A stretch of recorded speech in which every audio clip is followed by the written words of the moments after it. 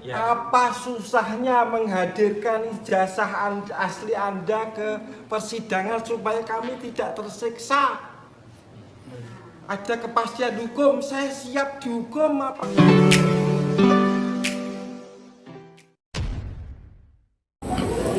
Assalamualaikum warahmatullahi wabarakatuh. Kembali berjumpa dengan saya di channel Gagasan Progresif 79, sahabat sebangsa dan setanah air di mana saja Anda berada. Kembali kita mengulas bagaimana perjalanan kasus Bambang Trimulyono dan Sugi Nur yang sudah beberapa kali mengikuti persidangan. Dan satu hal yang kemudian menarik adalah setiap kali selesai persidangan maka Bambang Tri dan Sugi Nur didampingi oleh para kuasa hukum itu akan melakukan sejumlah konferensi pers di depan awak media. Mereka akan menyampaikan berbagai pesan-pesan yang menurut kita ini lebih tepatnya sebagai sebuah opini yang sedang dibangun jadi dia hendak mempengaruhi publik terhadap situasi yang mereka sedang alami. Dan apa yang terjadi pada diri Bambang Trimulyono, sepertinya dia sudah memelas sama Pak Jokowi. Dia sudah tak bisa lagi menahan penderitaan. Dari sekian panjang kasus ini bergulir, betul-betul sudah menyita banyak waktu. Bambang Trimulyono juga sudah ditahan bersama Gus Nur dan seperti diberitakan oleh dia sendiri, disampaikan bahwa tidak bisa dia menggambarkan seperti apa penderitaannya di penjara. Dan Bambang Tri ini pun kemudian berharap sama Pak Jokowi agar ini bisa mengakhiri derita yang terjadi pada dirinya. Untuk lebih jelasnya kita akan simak dulu seperti apa pernyataan daripada Bambang Trimulyono yang sepertinya dia sudah menangis ini dia seperti nada menangis memelas sama Pak Jokowi agar dia bisa hadir untuk kemudian memperlihatkan memperlihatkan ijazah asli, katanya supaya selesai ini urusan, bisa mengakhiri penderitaan mereka. Kita akan coba simak seperti apa penyampaian daripada Bambang Trimulyono ini. Saya langsung address Pak Jokowi. Apa susahnya menghadirkan ijazah asli Anda ke persidangan supaya kami tidak tersiksa? Ada kepastian hukum, saya siap dihukum apabila Pak Jokowi bisa menunjukkan ijazah aslinya di persidangan. Cukup sekian Pak Jokowi. Mohon dengan hormat Bapak Presiden yang saya hormati, hadirkan ijazah asli Bapak di persidangan supaya nggak ada pro kontra di masyarakat dan kita semua bisa saling memaafkan. Selesai. Bang Egi. Saudara-saudara, secara ilmu hukum dalam pengertian ini sudah kami upayakan di sidang tadi. Sangat jelas bahwa jaksa yang punya beban pembuktian dalam peristiwa pidana ini, beban pembuktian ada pada jaksa. Sepertinya Bambang Trimulyono dia tidak bisa menyembunyikan akan situasi yang terjadi dan bagaimana penderitaan yang terjadi pada diri dia. Betul-betul merasakan bagaimana lama di tahanan dengan kesulitan untuk berkomunikasi dengan keluarga. Pasti ini akan menambah beban penderitaan secara psikologis di penjara. Demikian pula tidak ada bayangan waktu kapan kasus ini akan selesai.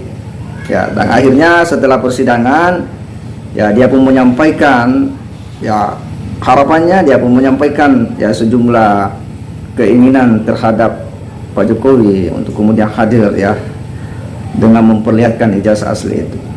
Inilah yang sering dilakukan oleh para kuasa hukum dengan maksud pada dasarnya sebenarnya para kuasa hukum ini hendak menggiring opini bahwa apa yang disampaikan ini adalah sebuah kenyataan situasi yang dengan maksud mempengaruhi publik Indonesia bahwa Bambang Trimulyono dan Sugi Nur itu sebenarnya memperjuangkan keadilan. Apa yang dilakukannya itu adalah benar dan memang Pak Jokowi seolah-olah hendak disudutkan dengan situasi dalam kasus ini.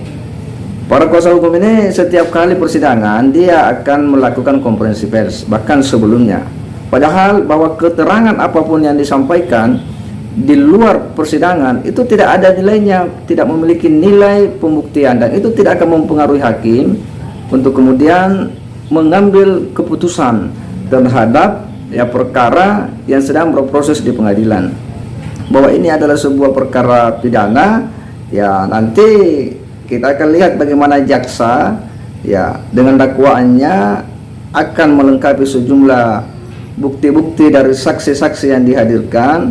Demikian pula fakta-fakta persidangan itu akan menjadi dasar bagi hakim untuk kemudian memutus perkara ini. Jadi apapun yang diocekan di luar sana, di luar pengadilan, itu tidak akan memiliki nilai hukum pembuktian, Namun inilah upaya-upaya dari para kuasa hukum untuk menggiring opini publik, mempengaruhi publik, akan situasi yang sedang terjadi bahwa Bambang Trimulyono ini adalah sedang mencari keadilan, dan posisinya seolah-olah bahwa ini tidak diberikan akses yang memadai, yang bagus dalam proses hukum ini. Seolah-olah bahwa ini mengebiri para pencari keadilan. Ada opini yang hendak dibangun di mata publik Indonesia bahwa beginilah sistem peradilan kita. Ini yang sebenarnya mereka para kuasa-kuasa hukum ini hendak sampaikan kepada publik Indonesia. Dan kita tahu bahwa kasus yang hari ini berproses ini adalah kasus dugaan penistaan agama. Ini adalah tindak pidana dugaan penistaan agama yang itu tidak berkaitan dengan ijazah-ijazah palsu. Karena ini adalah proses mubahalah yang dilakukan, yang diduga itu kemudian ada tindak pidana penodaan agama. Sehingga nanti kita akan lihat bagaimana dakwaan jaksa ini dengan sejumlah saksi-saksi yang dihadirkan, yang nantinya akan menjadi dasar bagi hakim untuk kemudian mengambil keputusan.